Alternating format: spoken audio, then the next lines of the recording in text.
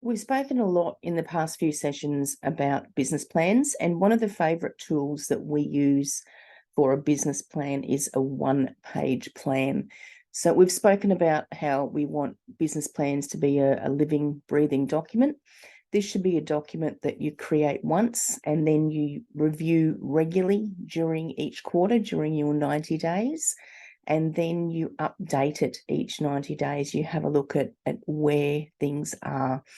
Now, I'm going to explain how it works, and it is probably not logical from the point of view that you don't start at the top and work backwards. So yeah, a little bit confusing. So we'll come back to the top section. The first thing that I always fill in is my core values and beliefs, what we should and shouldn't do. For instance, all client queries should be handled within 24 hours, or whatever it happens to be for your business. So you fill in 6 of these core values, which hopefully you've already worked out. If not, you may need to sit down and put a bit of thought into them. Then you put your purpose in. What is your why?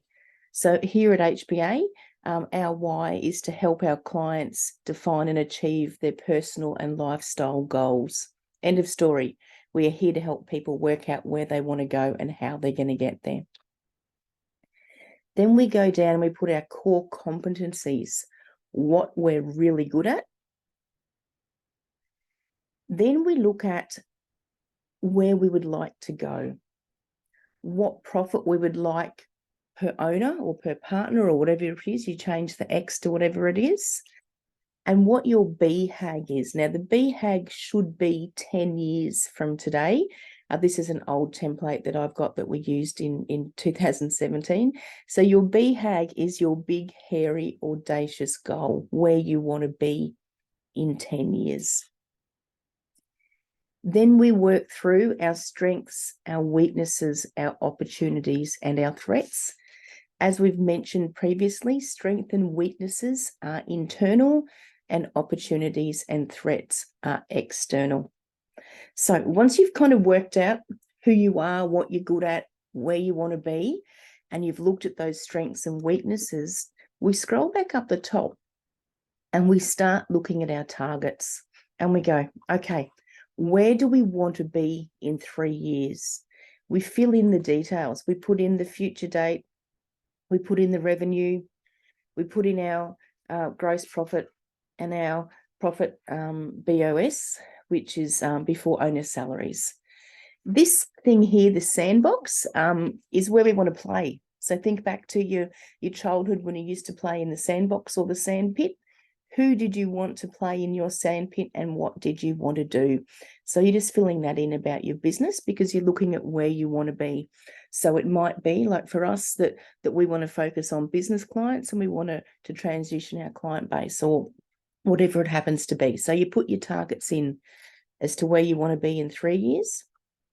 And then we break it down and go, okay, if we want to get there in 3 years, what do we need to do in the next year to allow us to have taken that first step to be getting to our 3-year goal? And that's where we fill in the other figures here. And that's pretty obvious. I'll just make it a bit bigger so you can see it. So we put the end of year in. We put in the revenue that we want, the gross profit. So you can put a percentage, and being a spreadsheet, it'll work it for you. Your profit before, I don't know what BPS is. I think it's just gross profit.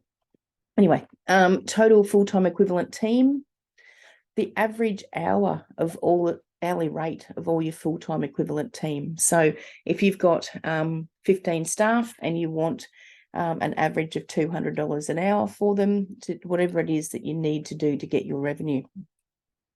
Your lockup days is how long it takes you from the moment you start work on a job until the moment you get paid.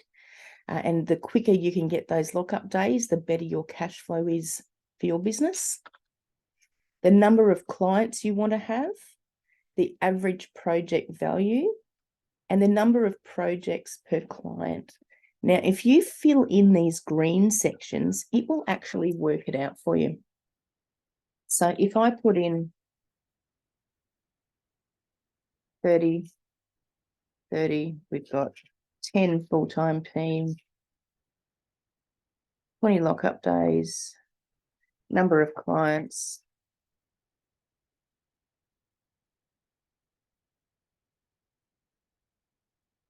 Okay, you can actually do the maths and go, okay, for the revenue, we're going to have 1,500 clients at $2,000 and work out exactly where it needs to be.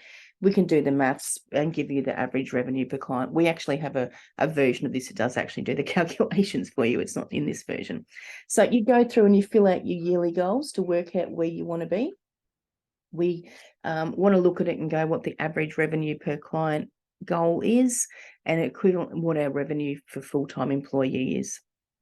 Then we go, okay, if we're going to do that for the next quarter or next year, what do we need to do for the next quarter? And we fill that in.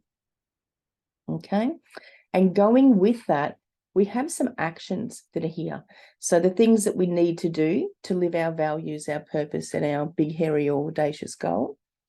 The things that we're going to do over the next 3 years to get us to where we want to be. The things that we're going to do over the next 12 months to get us to where we need to be. And then the quarterly priorities to get us where we need to be in that next 90 days. And most importantly, you can see in that quarterly one that it actually says who is responsible for that. So you do want to put an individual in there. Then generally we put a theme around it. We put a deadline.